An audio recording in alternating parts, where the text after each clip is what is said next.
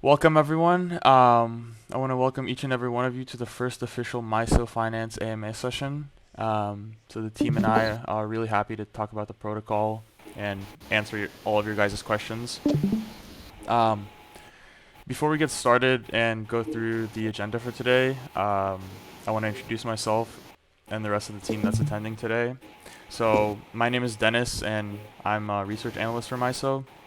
And so I've basically been handling writing the pieces that you guys see on Medium, as well as assisting internally and with the community directly.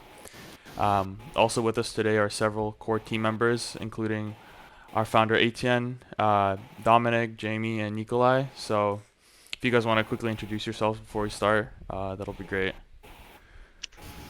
Sure, yeah, so also a warm welcome from my side. My name is Aetienne. I'm the founder of MYSO Finance, and really excited to finally meet some community members over the phone line in this call. And really great to connect with all of you and looking forward to having today's AMA. Nice, thank you, Aetienne. Then I'll go next. So my name is Dominic. I'm the COO and CFO of MYSO Finance, and super happy to be here with you guys today. It's a pity we can't turn on our camera, at least on our end, but looking forward to today's session, and thanks for tuning in today. Yeah, and I'm Jamie.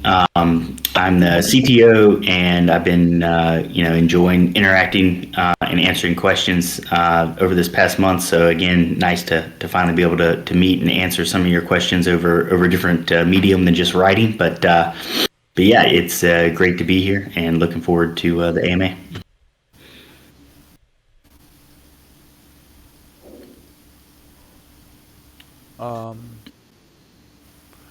All right, great stuff, guys. So today, on our agenda, we'll first start out with a short presentation that we've prepared, outlining some key ideas behind why we're building MYSO and zero liquidation loans as a whole, and also go into some more roadmap for the immediate future. Then we're going to jump into the live AMA session where we'll take your guys' questions, and also we're going to answer some of the questions that have been asked on the AMA chat channel. And then at the end, I know you guys are excited for this, but we'll announce the winners of the testnet giveaway. So once again, thank you all for joining today. And without further ado, Aetienne is going to start with a quick intro on MYSO and do just a short protocol overview. Thanks, Dennis. Yeah, for sure. So let me quickly share some slides over here. Here we go. So basically, what I'd like to also introduce you to basically the high-level idea behind MYSO and what MYSO is all about. So what we want to do at MYSO is really to create opportunities. We want to create opportunities for our users, for our community, for our backers and supporters. And this is actually also really what stands behind the name at MYSO. And basically, the MYSO name is really an abbreviation for this million yield structuring opportunities that we see in DeFi right now. And there are a lot of different opportunities out there in the space, but we believe like one of the biggest at the moment is really in building the next generation of crypto credit markets. And the reason why we think this is such an important problem to tackle and also such a significant opportunity for all of us is because we see a lot of big unsolved problems with the currently existing crypto credit markets. And what I mean by that is that today's crypto credit markets have an Achilles heel. And this Achilles heel is essentially that all of these protocols out there, they are all liquidation-centric by design. And this comes along with a whole list of associated problems. So there's this problem of cascading liquidations. There's the issue of potential oracle failures, oracle manipulations. We have issues around potential bad debt, also how we saw pretty recently. We have issues like over liquidation, and the list goes on. So really a lot of associated issues with taking this liquidation-centric design approach. So there are now really like two ways to go about this kind of elephant in the room when it comes to liquidation. So one approach is really then to try to improve and refine liquidation mechanics. That's one way to go about things. And the other one, which we think is more promising and provides more growth opportunities, is actually to ask the question whether we can build credit markets without liquidations. And we believe the answer to this question is yes. And for this reason, we're creating this new DeFi primitive, which we call the zero liquidation loan. And we believe by creating the zero liquidation loan product, we can have a really positive and lasting impact on the DeFi space, because we can radically simplify the borrowing experience and crypto loans as a whole. We can provide new yield sources for lenders and investors in the space. And we can also make crypto credit markets safer and more resilient and robust against several of these issues and systemic risks we briefly touched upon before. So yeah, we really want to use this call as a starting point to really invite all of you to join us on this mission to turn this idea into reality and really to push the boundaries of DeFi. And we're actually not too far away from making this happen. So a lot of the groundwork has been done already. I think, yeah, I'm really proud so far also already how the community has been growing, and also a lot of super inspiring and interesting interactions that have resulted out of that. So yeah, I'm really very, very positive about the community development so far. I think we also have an incredible team put together with some of the people you've already met in today's call. We have a great set of backers and investors to really support us on our journey over the long term. And as you also heard on Twitter, we recently completed our security audit, which was a major, major milestone for us.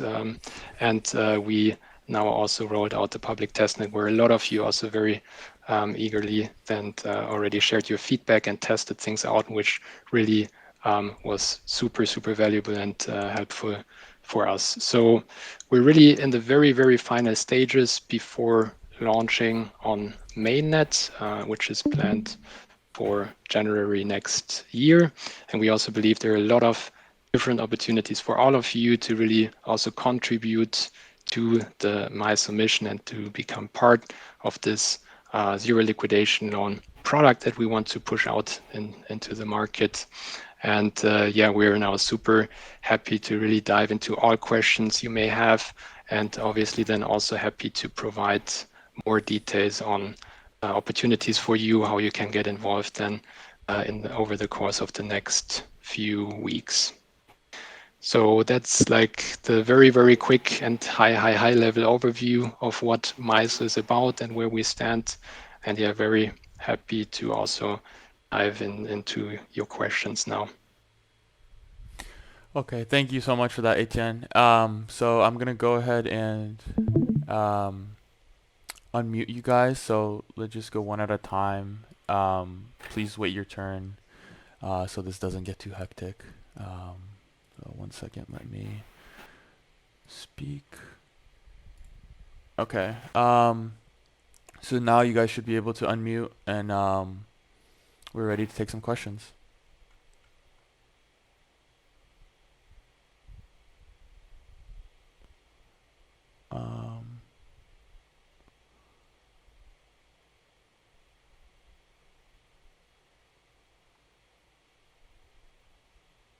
Dominic, do you know if the thing is working? If they're able to unmute right now? I just set the permission as... Let's see. I will need to, let me check with my other account. Hang on a second.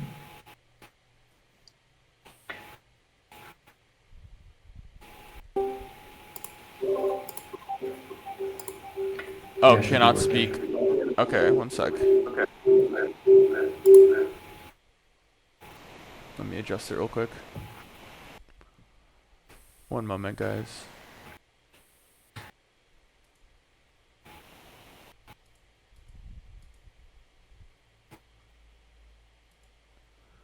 Alright.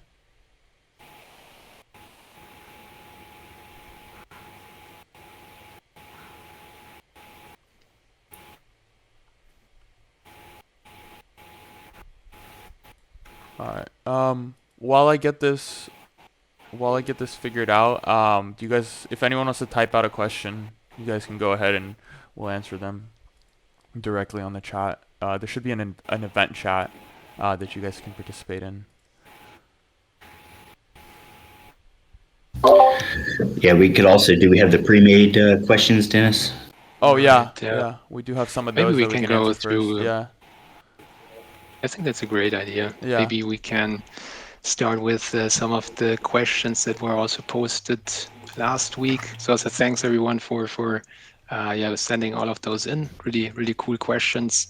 So maybe to start with Abrola. So several questions here. First is when is the mainnet launch?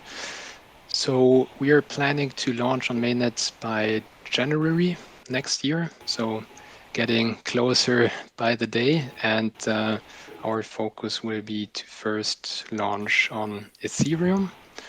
And we also have some plans regarding some L2s, but so far we haven't officially communicated anything here.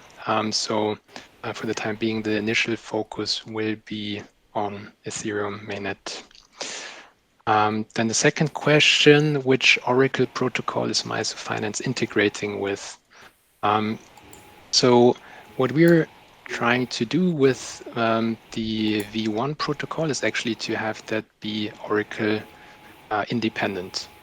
So with the liquidity pools that we're going to create, these will actually not require any price feeds from Oracles. So we've also explained the idea behind that a little bit in more detail in the white paper.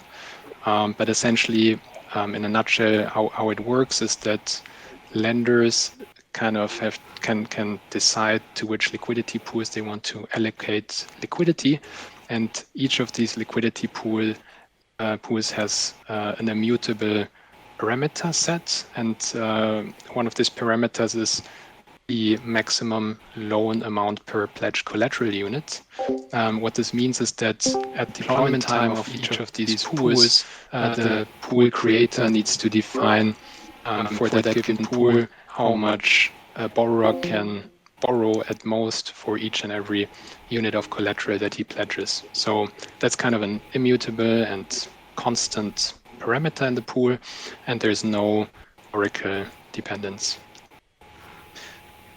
Then the third question, what is the eligibility criteria to become a keeper for MYSO Finance? We actually don't have any dedicated keeper role for the time being. However, we do have a role for people to deploy pools. So initially, for the very first phase of our launch, we will do deployments just to kind of get started. But we also plan then for the future to actually roll out a factory contract where anyone can then also create his own pools and basically also make this accessible through the UI. We won't have this in the very first phase, but this is something where we'll be planning to roll out later on. Fourth question, is MYSO Finance planning on integrating with an insurance protocol? If yes, which insurance protocol are you integrating with? So for the time being, we don't have any specific plans for an insurance protocol yet. Having said that, one area we're actually working on right now is also to set up a bug bounty program. So we're already in talks with one of the leading platforms in that space for basically providing additional quality assurance that also kind of extends and goes beyond the security audit that we did very recently. So definitely smart contract risk and associated potential losses is something that's of great importance to us, and we're really trying to follow best practices and really make sure that we have a good and sound quality assurance for our protocol. Then the last and fifth question is MYSO Finance utilizing the methodology of fixed interest rate for both lending and borrowing, or utilizing variable interest rates? So we actually have a variable interest rate in the sense that the interest rate is set according to kind of an interest rate curve. So we have basically an interest rate curve where, depending on the available liquidity in the pool, the interest rate will fluctuate. So generally, the more liquidity there is in the pool, the lower the interest rate, and the less liquidity there is available in the pool, the higher the interest rate. But then, as having said that, if you as a borrower take out a loan and then you see basically what the currently prevailing interest rate is, if you then take out a loan, then you lock that interest rate in. So once you take out your loan, that interest rate that you then kind of negotiated with the contract and locked in, that is then set in stone for you, and that will not change. So from that perspective, that's then a locked in or fixed interest rate once you take out a loan.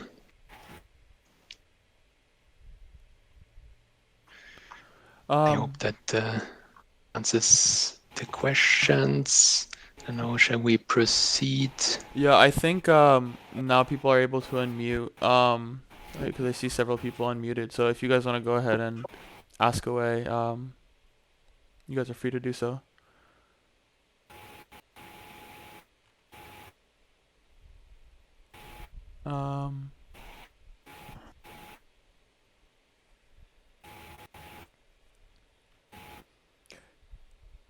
Can someone say in the chat if they're able to unmute? Because let's see.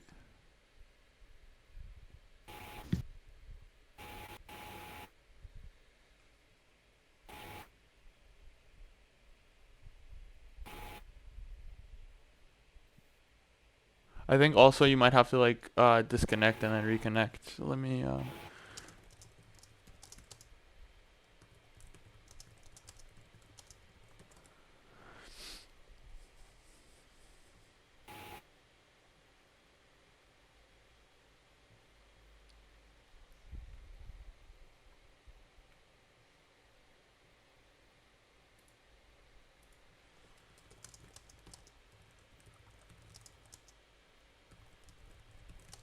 Oh, that's weird. Some people are able to, but some aren't. Okay, Aetienne, you want to go through another question from the written responses? Sure. Let me open them over here. I can ask them, Etienne, and you can answer, or whoever wants to answer it. Like, one of the questions in the AMA channel is from Insider. So who do you compete with? That's a good question. Yeah, so there are some projects that I would say are somewhat relevant, or kind of neighbors of ours. So first and foremost, there's this project called TimeSwap. They are also doing a non-liquidatable loan product. They're more based in the Polygon ecosystem, and they also have like some important differences when it comes to the product, how it's structured. So one important difference is that basically their liquidity pools, they have an expiry date, and in our setup we basically think that it's a great value add to actually have Mic liquidity feedback pools on. that don't Mic on. expire but are open-ended. And there are also like some other kind of differences that come along with that, but I don't want to go into the details too much. So definitely like TimeSwap is one project to mention here, and the other project to mention here is vendor finance. I think actually also some of the folks, I don't know if they're in the call, but definitely also they're part of our community. They're also building a really cool protocol. It's basically also providing non-liquidatable loans.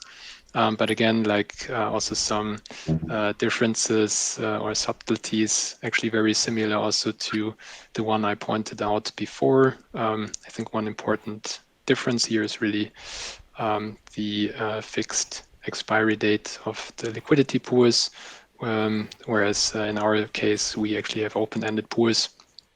And yeah, this maybe ties a little bit back then to the second question. So Insider is also asking, how are you going to beat them? So, I mean, we actually think that these products can coexist, actually also similarly to how we think that the loan product we are building with the zero liquidation loan isn't necessarily like a substitute also for all of the other crypto loans. We think it makes sense to basically expand the palette and expand the kind of offerings in the space, but those don't necessarily have to be a substitute.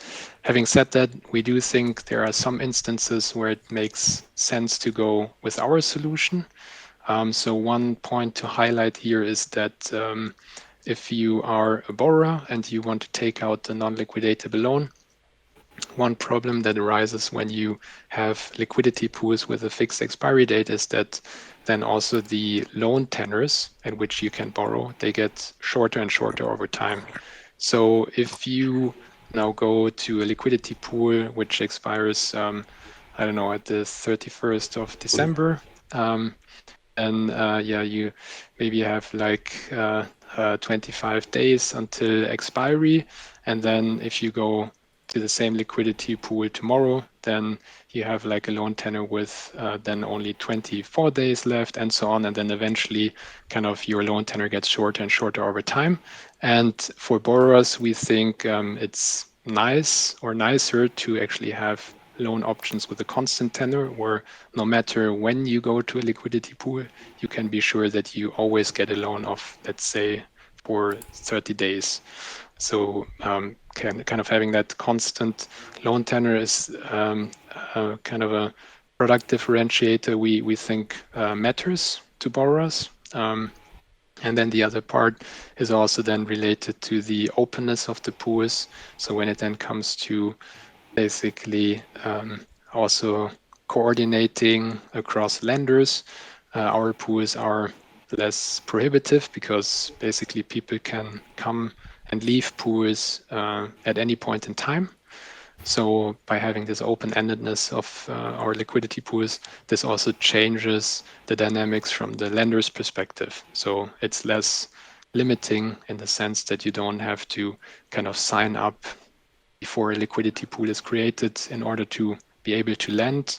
And then once the pool is created, you cannot join this pool. So here we basically have a different going in position where basically liquidity can accumulate more easily across different lenders.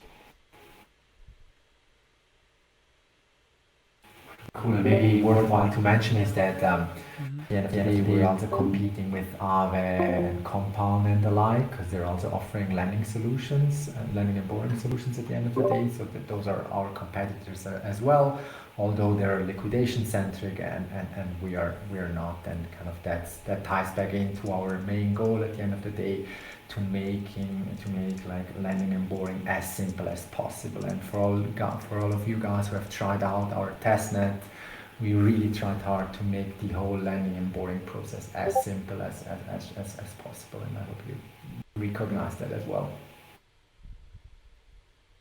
Cool. So shall we move on to the next question then, Etienne, or whoever wants to Yeah. take that one? For the success of the project, the team must have excellent capabilities. Can you tell me how many team members you have and what kind of career you have? Yeah, that's a great question, and I think also really one part where I'm really very proud of the team that we've gathered here. So I think it's really quite unique.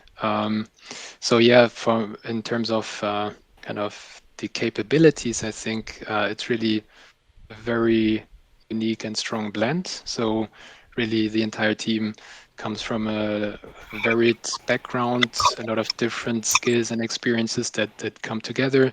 So for my part, what my background is that it's actually also kind of a mix of financial engineering and software development. So before actually getting into crypto, I first was working for an investment bank as a quant financial engineer, where we were building structured products. So basically doing different derivative pricings and so forth. And then got into crypto around 2016. Also then actually transitioned into crypto professionally. So I was actually also then working as a technical lead for a stablecoin project at a Swiss bank. And then yeah, later on also worked at a telco provider in Switzerland. That's actually where I met Dominic. I think there's is that a question or is there just background noise? Yes, it's on background now, so people can unmute Okay. themselves now, so probably. Okay. If you're not going to ask a question, it would be great if you could just mute Yeah. yourself. So you should be able to unmute yourself now. But you can ask a I question. server muted them for now, and then Okay. yeah. Maybe an accident. No, Yeah. no worries. But yeah, so maybe to wrap it up. So yeah, then actually worked as an fintech innovation manager at a telco provider in Switzerland. Yeah, and then basically dug deeper into DeFi and first started working on a project called YieldSwap, which I then later kind of pivoted to MYSO. And yeah, maybe handing over to you guys, maybe you can also add a little bit of flavor in terms of your background and how that also kind of ties all together. Yeah, I can say a few words. So I miss my introduction. So my name is Mikola. I'm from Ukraine, and I have master degree in computer science and 10 years of commercial experience in development. So currently I'm full stack software engineer, and I think that's all. So if you have questions, please ask. Ooh, thanks. And maybe handing over to Jamie. Yeah, sure. Again, sorry for some of the technical difficulties. First AMA here, and we're getting used to it, but we appreciate your patience. Yeah, so I also have, as far as academics, I got a background in mathematics and aerospace engineering. So I have a master's in both of those fields, and then moved over to database analytics and then eventually web apps a few years back, and started my own company a few years ago that made web applications and solutions. And about 2 years ago, got interested and pivoted into blockchain development, and have been one of the founding members of the MYSO team and work with Mikola closely across the whole stack. Nice. Thanks, Jamie. And then maybe Dominic, if you want to add. Yeah, just keep it very brief because we have a lot of other questions, I guess. So my background's not too important. It's kind of important, but it's probably not too relevant for all of you guys. I have a background basically in finance. I used to work for a Swiss bank for almost 5 years, serving single-family office and ultra-net-worth individuals, and then moved over more to a technical side to Swisscom, and that's kind of the largest telco and IT provider here in Switzerland, where I met Etienne, and where we then kind of decided to launch MYSO all together. So that's kind of in a nutshell, my background. Awesome, cool. Thanks. Maybe last but not least, Dennis, just a few words if you want to add. Yeah. Um, yeah, so I have a bit less experience than these guys, but I graduated university last year actually, and I majored in economics and finance. I was working in economic consulting, but didn't really have a passion for that. And then during 2020 DeFi summer, that's when I really got into crypto and have seen the rise and fall of many DeFi protocols and centralized entities alike. So excited for the future of DeFi and what we're building here. Nice. So I think that you guys are able to unmute now. So we'll take questions one by one through the voice channel. So if you guys want to get started with that, we can go ahead. So let's just go one by one. Anyone can just ask away, and we'll make sure to answer.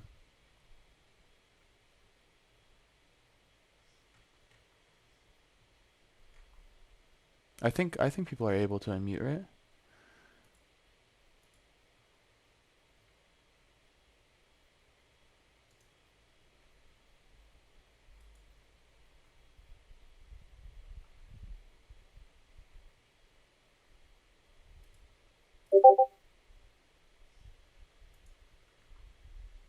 And we're also currently answering questions directly on the chat channel too. I think Jamie's picking some up. Oh, nice. Yeah. Yeah. Good stuff. Yeah.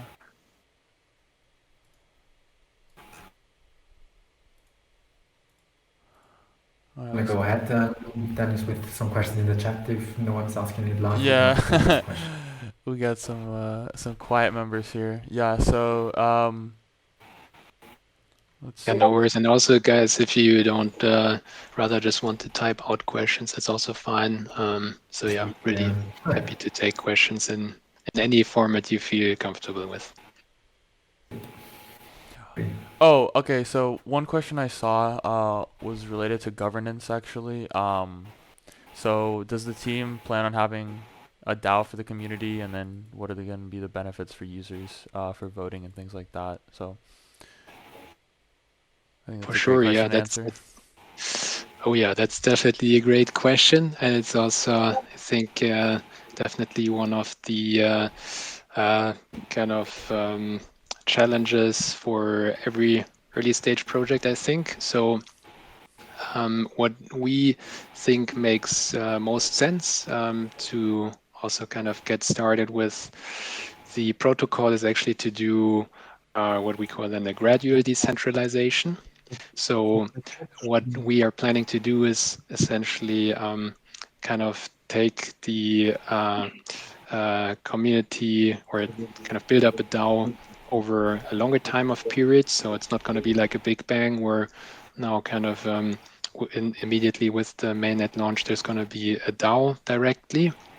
But instead, we basically want to split things up a little bit to really also allow us to kind of first and foremost focus on finding product market fit. That's something we feel is very, very important for any kind of early stage project to really make sure that the product is exactly at the spot and place where it should be.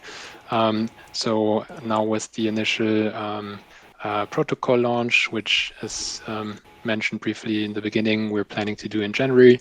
This will be without a token also. So initially we really just roll out the pools and try to test in the market if this product is where people want it to be. And then once we have like some more kind of user feedback, market feedback, and feel more certain about the fact that we then hopefully have found product market fit, we will then start launching a token. Initially, this token will be based around voting functionalities, where we then also really want to get the community involved to really also incorporate feedback from the users, also kind of have the community have a say in where we then navigate going forward, which areas to focus on, which areas to dedicate more work to and more resources to. And then in the very last stage, we're then also planning to actually do different liquidity mining incentives. But this is like something that's actually planned for a little bit later. So long story short, our focus is gradual decentralization. Eventually, we want to get to a DAO setup, but we won't do this like in the very first step. Thank you, Etienne. Sure. So I just noticed a question in the live chat. So this user asked, "Dear team, many users deposit many assets on our pool. So what sort of steps are you guys taking to protect the assets against like hacks and rug pulls and things like that?"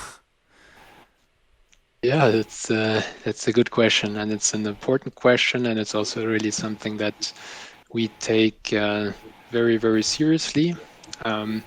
So one really important work of ours was that we really went through a very rigorous security audit.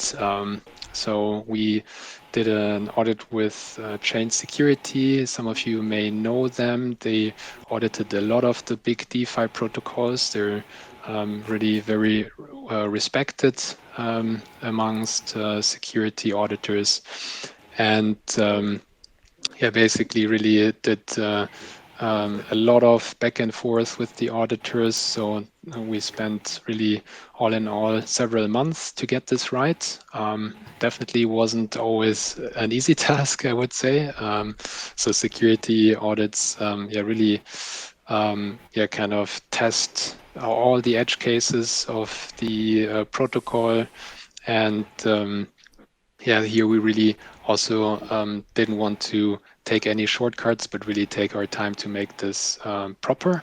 So also you can see and find the security audit report. So that's also publicly available on the Chain Security website. I think we also shared a tweet a few weeks or months ago. And there you can also then actually deep dive into the security assessment. So it's really an independent and how we feel high quality security review of our protocol. Overall, there were basically all findings covered. The findings generally were medium or low, so no high or critical findings in the report. But you definitely can also then dive deeper into the details in the report. We can maybe also share the link in the chat. And then the other part is then also the bug bounty program. So that's also something which, as mentioned earlier, is like best practice to also continue having people and whiteheads really also be incentivized to take a look at the protocol and then also identify potential issues as early as possible, such that we can then also help kind of fix those or mitigate those if anything pops up. And then obviously also monitoring of our protocol is an important part, and actually also a recommendation of the security auditor, and that's also something we are working on. Yeah, thank you, Etienne. And just to add on, I think in terms of like security and risk management, that's like a key to any like successful DeFi protocol, and we've taken steps to minimize risk that some lending protocols have, like Aave, for instance, and other conventional lending protocols follow like a shared pool approach where all assets are pooled into large liquidity pools that are all interconnected. So if there was like an instance of bad debt or other issues, then all assets could be affected, but we're following a different approach to our liquidity pool. So taking like steps to minimize risk in that way is something that we've been focused on as well. That's a good point. Yeah, sure. Yeah, and Etienne, if I could chime in as well, I think it's kind of important that people realize like a lot of the hacks as well are, this is why it was important for us to be Oracle independent, is because if you noticed a lot of the manipulations, especially in the past couple months, typically involve like illiquid pairs where the Oracle didn't catch up to the pricing or some type of mismatch. So being Oracle independent kind of makes our, I guess you could call the attack vectors or the attack surface much smaller to begin with. I think Dennis is a key point. We made a conscious decision to keep pools independent, which in some ways lowers, compared to some other people might lower, the argument for allowing pool liquidity was it increases efficiency. But as we've seen, then one bad pool can kind of poison the well. So we avoid those. So I do think that there are some other things besides just the security audit and just the best practice that we kind of made decisions from the beginning to allow them not to even be possibilities. And then, of course, on the liquidity provider side, if something did go wrong, there's a lot of flexibility. Unlike some other protocols where you have to lock up your liquidity for a certain period of time, you can get in and get out of your liquidity that is still available for loans at any time, which could also help you. So I do think there are some key differences that, but I don't want to go too deep into the details on the AMA, but it seems to be quite a few questions. I just wanted to add that as well.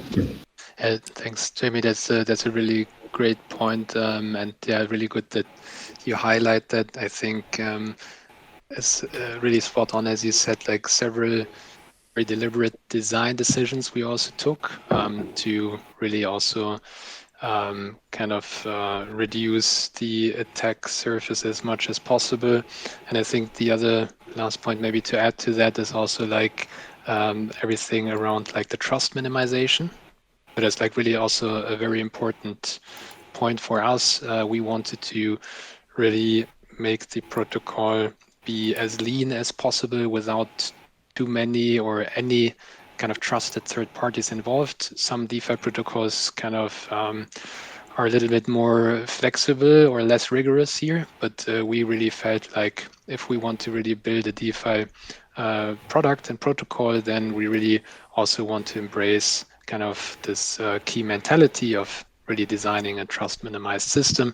So specifically in our case, like also there's no kind of trusted administrator or kind of some, I don't know, control by us, by the team. So once a pool is deployed, it's out there.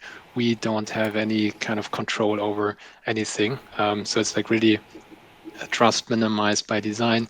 The pool, once it's deployed, it's immutable. We can't like do any weird stuff there. So it's really by design meant to be trust minimized. Well, thank you guys.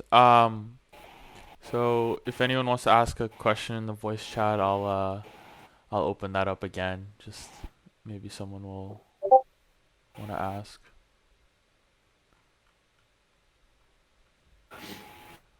But if not, we can answer some more questions from the live chat and the AMA chat. I saw a couple good ones. So from user Philmar Hall, so they were asking, oh, sorry. Okay. So Phil Marhall is asking, can we expect to see permissionless pool creation in the UI, or is this a feature more intended for expert users? So will that be hard-coded into the UI, or will that only be available for people that are trying to interact directly with the smart contracts? And then another question that he asked was, will you deploy MYSO on rollups? And if so, what is your approximate timeline? Yeah, really, really good question. So regarding the pool creation, so as already then pointed out in the question, so the idea is really to make that permissionless. We've also described this in a little bit more detail in the white paper, but essentially there's actually no team controlled address. So there's no like censoring or anything like that from our side. So it's really the pool base contract that then really anyone can actually use and parameterized according to their own needs. Initially, we don't have this directly supported in the UI yet, just also kind of for reasons of prioritization and kind of the limited resources we have available. But we're definitely planning to actually integrate this then into the UI later on. So definitely want to allow all our community members and us to create their own individual pools, how they see fit. Then regarding the rollouts, yeah, great question. So I briefly touched upon that in the roadmap overview. So we're definitely planning to also launch on an L2. So far, we haven't kind of done any official communication here, but there's definitely something in the workings. It's probably too early to share like the timeline, but definitely we're planning to then also be on an L2 by next year. Nice. Thank you, Aetienne. Um, let's see.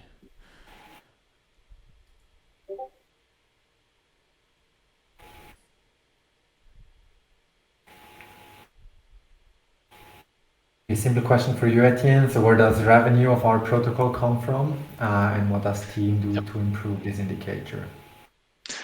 Yeah, that's a good question. So our kind of revenue source is really transaction fees. So the revenue model or mechanism is a simple transaction fee based on the collateral that is pledged. This again is actually then also a pool parameter. So at deployment of a pool, the pool deployer sets this transaction fee. It is capped, so you basically have to decide at deployment time of the pool how large that shall be, but it's between or it's capped at 30 basis points.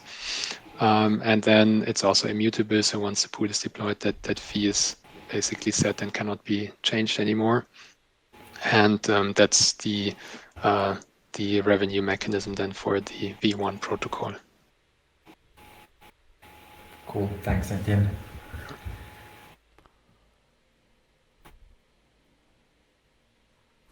I think that's pretty much all the questions that I've seen so far. There were some questions about like potential NFT things or questions about the referral program that we talked about. Dominic, do we have any information that we can share about that right now? Sure, I'm happy to do so. So basically, as you've all realized, we closed the kickoff at the giveaway campaign as of end of November. But stay tuned, there will be another campaign. We will be leveraging Crew 3. Probably a lot of you guys know that platform already. So we will be leveraging that platform between now and mainnet, where you'll be able to gather a lot of new points, and with that, also some new roles. And having a role will definitely be beneficial for you guys if you then will attend or plan to also put in some liquidity during mainnet. More info will then follow soon, so stay tuned on that regard. Okay, thank you, Dominic. Sure. And if anyone wants to ask a question in the voice chat now, they're welcome to do so. But if not, we can wrap it up and get to the winners of the testnet giveaway.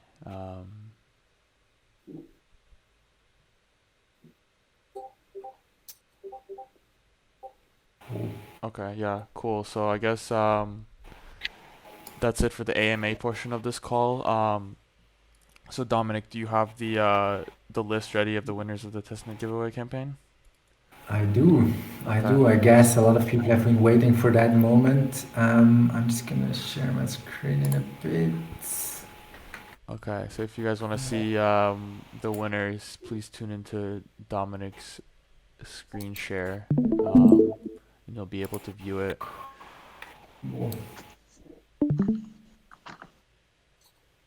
Cool. So first of all, like, thank you everyone for participating in that giveaway campaign. We've seen such a huge number of participants, and that's been really amazing. And thanks to all of you guys for participating and really spreading the word about MYSO. That's super helpful, and that really helps us bringing MYSO to the next level. So we have a winner, or we have several winners basically. As all of you guys know, there have been, or we've been decided to choose like a raffle 12 winners, or a total of 12 winners will be selected today, or has been raffled already. So for the winners of the $100 each, those are the Twitter handles of those five guys. So every one of these guys will be receiving 100 US dollar USDC 100. And for the 250 USDC, we have four winners. Those are the winners of the 250 USDC giveaway. And then last but not least, we have the winners of the 500 giveaway, which are these three Twitter handles. So for these guys who are now on that list, we will be reaching out to you via email with next steps. So stay tuned there. You should be receiving an email by latest end of this week. You'll then be asked to share your Ethereum address on Twitter again to just verify it's you. And then we'll then be sending over the amount and also ask you to do another tweet once you've received the amount, but just expect that the amount will be sent over probably at the beginning or mid of next week. So you should have that by latest end, and you should have that by mid to end of next week, the amount in your wallet. Thanks again for participating. It's been an amazing journey with you guys. It's been really cool, and I think Dennis has something else to share with you right now. Yeah. So I just want to quickly say congratulations to all the winners. And thank you all for submitting feedback on the testnet and participating, because it helps us make improvements going forward for the mainnet launch. So once again, thank you all. And we'll also be having, as we said, further campaigns and community events for you guys to potentially win prizes and get roles and things like that. So we do have an added bonus for everyone that's been participating in the AMA today. So we'll also be randomly selecting 3 AMA participants that have joined the call today to win a prize. I think we were discussing like 100 USDC, right, Dominic? That's correct. For each user, yeah, so 100 USDC prize. So after this call, we're going to be uploading a Everyone should recording. be. Yes, sir.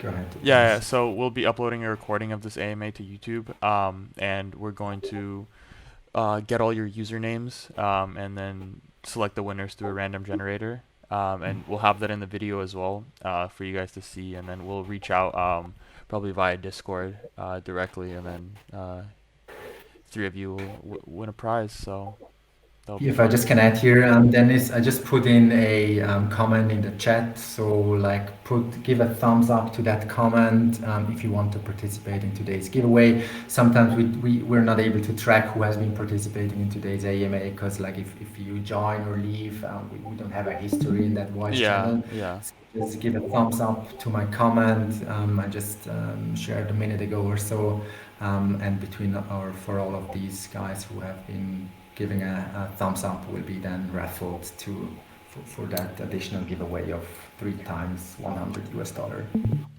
Yep.